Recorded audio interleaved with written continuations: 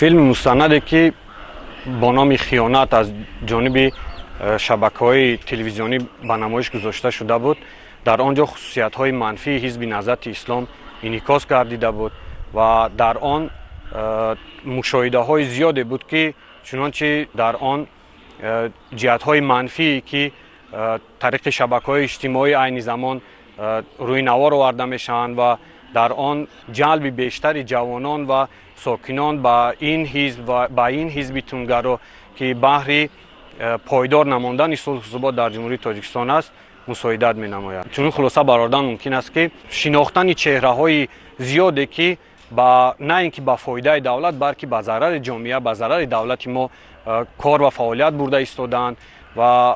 از این نگاه دعوت به عمل آورده می شود که ساکنان و بیشتر جوانان به این رویه‌های تندگرا شامل نگردند و دانش سیاسی خود را از دست نداده بهر گلگشکوفایی دیار عزیزمان کوشش زیاد نمایند.